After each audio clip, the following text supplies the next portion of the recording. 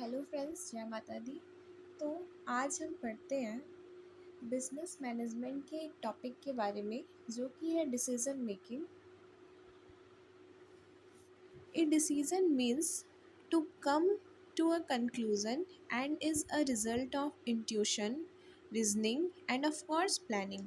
यानी कि जो डिसीजन होता है वो एक तरह का कंक्लूज़न होता है, किसी भी चीज़ का एक निष्कर्ष होता है, जो कि हमारे इंट्यूशन यानी कि हमारा जो इनर जो हमारा इनर एनर्जी होता है और जो रीजनिंग होता है और जो एक प्लानिंग होता है, उन सब से मिलके बनाया जाता है। और according to Peter F Drucker, whatever a manager does he does through decision making. तो उनके द्वारा ये डेफिनेशन दिया गया है कि जो मैनेजर होता है वो डिसीजन मेकिंग करता है। ठीक है। एंड जो कैरेक्टरिस्टिक्स हैं डिसीजन मेकिंग के बारे में, वो है गोल ओरिएंटेड। यानी कि जो डिसीज़न लिया जाता है, सबसे पहले वो एक गोल ओरिएंटेड होना चाहिए। यानी कि एक उद्देश्य और एक लक्ष्य को ध्यान में रख के ही कोई डिसीज़न लिया जाता है। Secondly, involves choice. यानी कि इसमें हमारी चॉइस भी इन्वॉल्व होती है कि हमें चूज़ करना, कई बारी दो चीज़ों में चूज़ करना पड़ता है किसी एक चीज़ को, तो इसमें हमारी चॉइस भी इन्वॉल्व होती है। एंड थर्ड कि ये एक कॉन्टीन्यूअस प्रोसेस है। बिजनेस में आप कोई एक डिसीज़न लेते हैं तो वो डिसीज़न आगे आपको और लेने पड़ते हैं। एक डिसीज़न लिया, उसके बाद फिर आपने दूसरा डिसीज़न लिया, तो ये ऐसे ये चलता रहता है, इसलिए ये कॉन्टीन्यूअस प्रोसेस है। And fourth is intellectual exercise. जैसा कि हम जानते हैं कि डिसीज़न लेना एक बहुत ही बुद्धिमत्ता का कार्य है, तो इससे हमारी इंटेलेक्चुअल एक्सरसाइज भी होती है, यानी कि हमारी बौद्धिक क्षमता भी बढ़ती है। पांचवा है डायनामिक। यानी कि ये एक डायनेमिक कार्य भी है, यानी कि उत्साहवर्धक है, उत्साहवर्धक भी होता है। और एक ये अ, बोल सकते हैं जैसे कि खतरनाक काम भी हो सकता है, क्योंकि डिसीज़न लेना इतना आसान नहीं होता, हमें बहुत सावधानी से निर्णय लेना पड़ता है। तो ये उसका एक कैरेक्टरिस्टिक हो गया। छठवां है सिचुएशन। अब डिसीज़न लेने में हमें बहुत सारे सिचुएशंस मिलते हैं, तो उन सिचुएशंस को आपको हैंडल कैसे करना है, वो भी डिसीज़न मेकिंग का ही एक पार्ट होता है। सातवां है कमिटमेंट ऑफ ऑर्गेनाइजेशनल रिसोर्सेज। तो हमें कोई ऐसा डिसीज़न लेना होता है जिसमें ऑर्गेनाइजेशन के जो रिसोर्सेज हैं उसमें वो शामिल हो सके और वो उसमें बेनिफिशियल हो। तो कमिटमेंट होना चाहिए जिसमें ऑर्गेनाइजेशन की रिसोर्सेज की सहभागिता हो सके और वो बेनिफिशियल हो। एंड आठवां है परवेशिवनेस। इसका मतलब होता है व्यापकता। यानी कि जो डिसीज़न लिया जाता है वो कोई छोटा काम नहीं होता है, ये बहुत ही व्यापक होता है। तो इसमें व्यापकता भी होती है, यानी कि बहुत विस्तार होता है।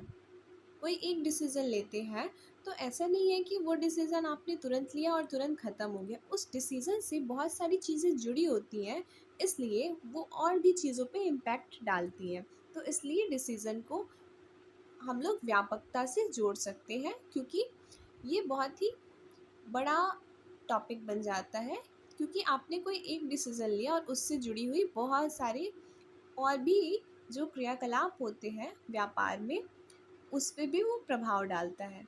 इसलिए आइए देखते हैं टाइप्स ऑफ डिसीज़न के बारे में, कि डिसीज़न में कितने टाइप्स के डिसीज़न लिए जाते हैं। पहला है रूटीन एंड स्ट्रैटेजिक डिसीज़न।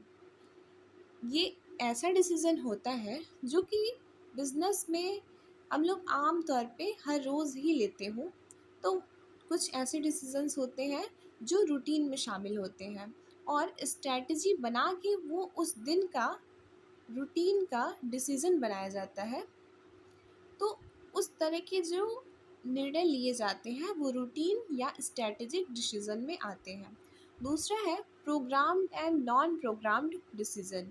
तो जो प्रोग्राम डिसीज़न होता है उसको स्टेप बाय स्टेप लिया जाता है, और वो पहले से सब कुछ व्यवस्थित होता है, बस आपको वहाँ जाके निर्णय लेना होता है।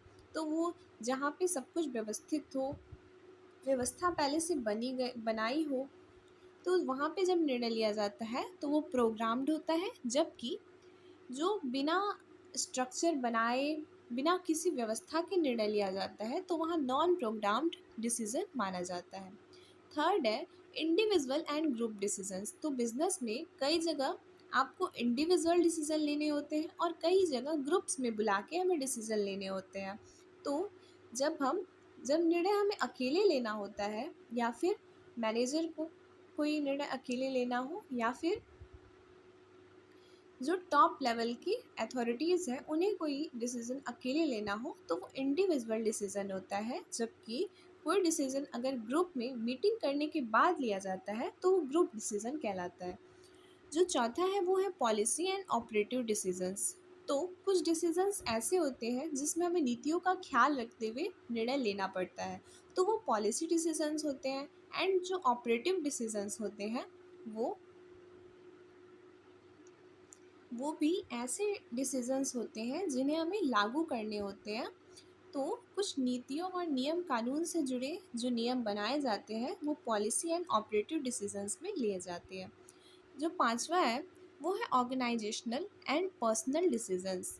तो कुछ निर्णय हमें ऐसे लेने होते हैं जो ऑर्गेनाइजेशन को ध्यान में रखते हुए लिया जाता है, तो वो ऑर्गेनाइजेशनल डिसीजंस होते हैं जहाँ पे हम लोग अपने संगठन को ध्यान में रखते हुए और अपनी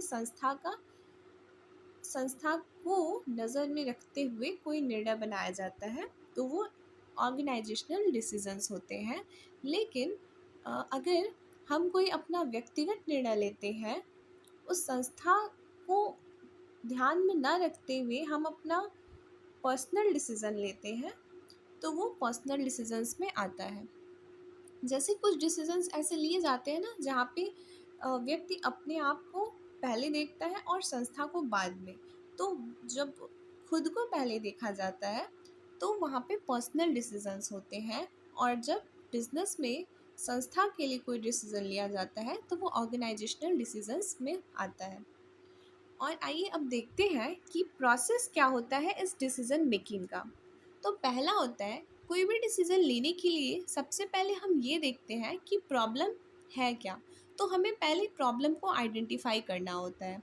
उसके बाद उस डायग्नोज द प्रॉब्लम, उस प्रॉब्लम को अच्छी तरह से देखना पड़ता है। पहले हमने जो समस्या है उसको पहचान लिया, उसके बाद उस पर पूरा विचार विमर्श करना पड़ता है। उसके बाद डिस्कवर अल्टरनेटिव्स, यानी कि उसके क्या क्या उतार चढ़ाव हो सकते हैं उस डिसीज़न को लेने में, मतलब उस प्रॉब्लम के लिए उसे हमें खोजना पड़ता है, यानी कि क्या उसका समाधान किया जा सकता है। देन इवेल्युएट अल्टरनेटिव्स, फिर उन सभी पहलुओं को इवेल्युएट किया जाता है, मतलब कि उनका एनालिसिस किया जाता है। मतलब हमने पहले कुछ खोज लिया कि इस प्रॉब्लम की हाँ ये तरीके से इसे सॉल्व किया जा सकता है। तो अब जो तरीका हमने चुना है उसमें से वो तरीका सही है या नहीं है, उसका एनालिसिस, उसका मूल्यांकन किया जाता है, तो उसे इवेल्युएट अल्टरनेटिव्स बोला जाता है। अब सिलेक्ट द बेस्ट अल्टरनेटिव्स, अब उन सभी चुनाव में से सबसे बेस्ट कौन सा अल्टरनेटिव है, कौन सा पहलू सबसे अच्छा है, उसका चुनाव करते हैं और फिर उसको इम्प्लीमेंटेशन करते हैं एंड फॉलो अप करते हैं। यानी कि जो हमने सबसे अच्छा चुनाव किया है उस समस्या के समाधान के लिए उसको हम लोग इम्प्लीमेंट कर देते हैं, यानी कि लागू कर देते हैं, और बाकी सभी लोग उसको फॉलो करते हैं। तो इस तरह से डिसीजन मेकिंग का प्रोसेस चलता है। हम इसे एक फ्लो चार्ट की हेल्प से भी समझ सकते हैं कि डिसीजन मेकिंग का प्रोसेस क्या होता है। सबसे पहले तो अपनी संस्था में हमें ऑब्जेक्टिव्स ढूंढने होते हैं कि हमारे कुछ गोल्स, हमारे ऑब्जेक्टिव्स होती हैं जिन्हें हमें पूरा करना होता है। तो उसे पूरा करने के लिए कुछ हमारे पास प्रॉब्लम्स भी आते हैं। उन प्रॉब्लम्स से हम फैक्ट्स ढूंढते हैं और उससे इंफॉर्मेशन भी निकालते हैं। तो जो इन्फॉर्मेशन हम निकालते हैं उसकी टेस्टिंग करते हैं, ठीक है, कि वो सही है या नहीं। उसके बाद हम उसमें से सिलेक्शन करते हैं कि कौन सा जो रूल है या फिर जो हमने टेस्टिंग करके रिजल्ट निकाला है, इन्फॉर्मेशन उनमें से बेस्ट कौन सा है। और ऊपर की तरफ देखिए तो जब हमें प्रॉब्लम होते हैं तो हम उसके लिए फैक्ट्स ढूंढते हैं, और जब फैक्ट्स ढूंढते हैं तो उनमें से हमें एक अल्टरनेटिव मिलता है, एक पहलू दिखाई देता है, उसका हम लोग इवैल्यूएशन करते हैं, यानी कि उसका हम लोग मूल्यांकन करते हैं, फिर उसका चुनाव करते हैं। तो जैसे ही हम चुनाव कर लेते हैं तो उसी समय हम इम्प्लीमेंटेशन करते हैं, यानी कि उसे लागू कर देते हैं, यानी कि उसको हम फिर उसके बाद फीडबैक इन्फॉर्मेशन, मतलब कि जब हम उसे लागू करते हैं उस नियम या कानून को, जो भी समस्या हुई थी उसकी वजह से, तो उसके बाद हमें सबॉर्डिनेट्स के द्वारा या एम्प्लॉयज़ के द्वारा फीडबैक इन्फॉर्मेशन मिलता है, जिससे कि हमारा जो ऑब्जेक्टिव है वो पूरा हुआ कि नहीं हुआ, इसका हमें पता लग जाता है। तो इस तरह से ये फ्लो चार्ट चलता रहता है और ऑर्गेनाइजेशन में डिसीजंस ऐसे ही लिए जाते हैं। तो आज की वीडियो में इतना ही। Thank you so much.